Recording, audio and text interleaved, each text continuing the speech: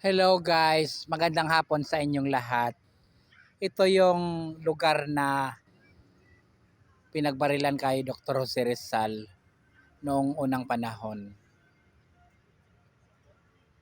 Yes, dito ito sa bandang Luneta.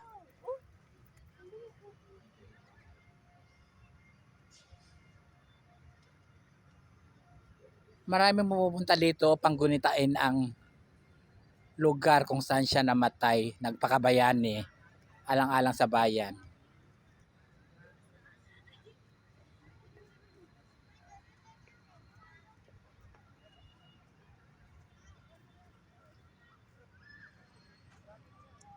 Napakagandang lugar guys. Pag pumunta kayo sa Luneta, merong bahagi ng Luneta na alay kay Dr. Jose Rizal dahil sa kanyang kamatayan. Ito ngayon ang lugar na pinagbarilan kay Jose Rizal. Ang laki na ng pagbabago ito na eh. Pero, pero dito talaga siya binaril. Kaya makasaysayan ang lugar na ito. Ito yung puok na pinagbarilan kay Rizal. Puok na pinagbarilan kay Rizal. Ayan oh. Matagal nating tanggalin yung video dito kasi yung iba kasi binabasa pa nila, di ba? Ilan sa inyo. Or pwede niyo lang i-post para mabasa nyo. Yes, puok na pinagbarilan kay Rizal. Ito naman yung English version, Rizal's execution site in English. English ng pook na pinagbarilan kay Rizal. Kasi may mga foreigner kasing pupunta eh. So, translate nila sa English para maintindihan din, 'di ba? Ang ganda, guys. May mga tubig-tubig.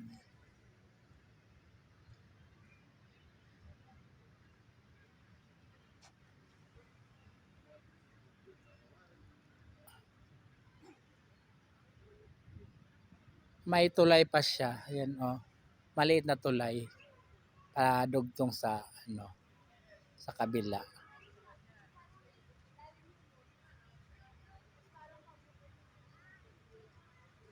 Ang ganda, guys.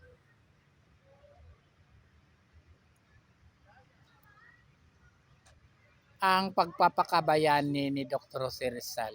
Pagpakabayani siya, 'di ba? Nagpabaril siya sa mga Kastila noong unang panahon. 1896 yata 'to eh. Nung binaril siya dito. Ayan, may pa parang waterfall na maliit. Tapos ito yung tulay-tulay no. Pampaganda sa view. Tawid din tayo para kagandahan tayo, tawid tayo. Tawid ako.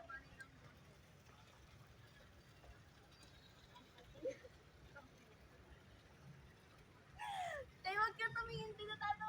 Huwag ka sige tumingin. Sorry.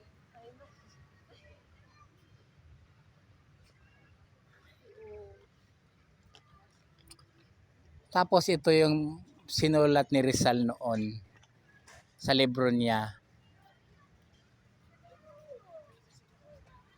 Ayan o. Mi Ultimo Adios title. Ano siya, parang Espanyol siya. Sinulat ni Rizal. So inukit nila dito sa wall na to.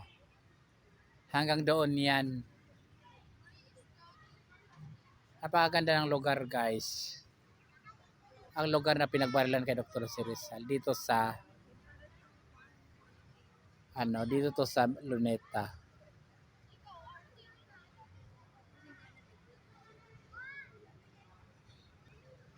Yung Luneta kasi iba't iba yung party, di ba? May party na Chinese garden, may Japanese garden.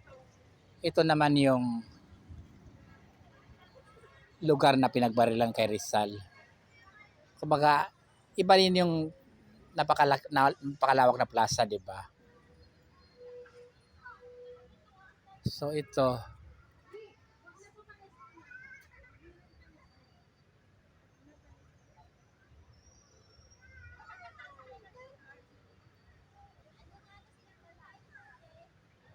ayan no. Yan yung batang Jose Rizal, tapos yung nanay niya. Tinuruan siya. Ito naman si Jose Rizal nung lumaki na siya. matalino, ayan o.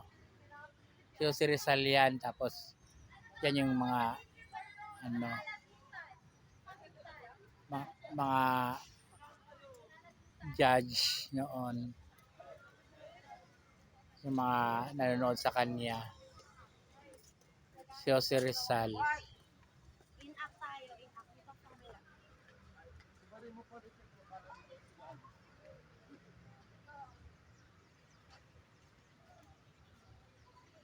Naging doktor si Rizal, ayan, ayan siya. Doktor siya.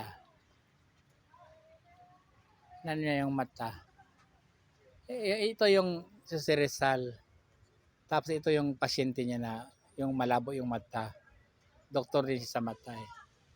Tapos ito naman parang chemist siya. Ang daming talento ni Rizal.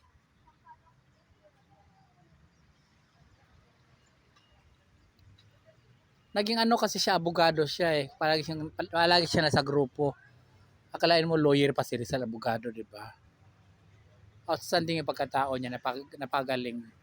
Kaya dapat lang talagang tawagin siya sa na pambansang bayani kasi marami siyang skills tapos mapagmahal pa sa bayan. Yes guys. Andito ako sa lugar na pinagbarilan kay Dr. Jose Rizal. Ulit, i-rewind natin yung lugar. I-video natin ulit tapos end na ng video. Ayan.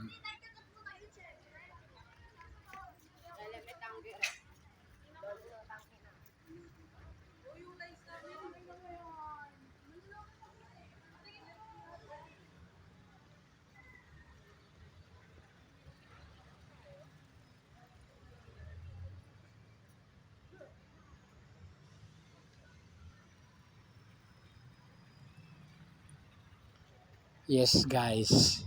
Ito ang puok na pinagbarilan kay Rizal. Kapag kita ako guys, hindi ako si Dr. Jose Rizal. Pero kapag kita ko bilang yung nagsasalita, di ba kanina pa, di ba parang alingaw-ngaw, salita.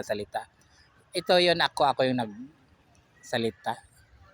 Napakaganda ng panahon dito, napakaganda, hindi ako. Kundi, napakaganda ng panahon.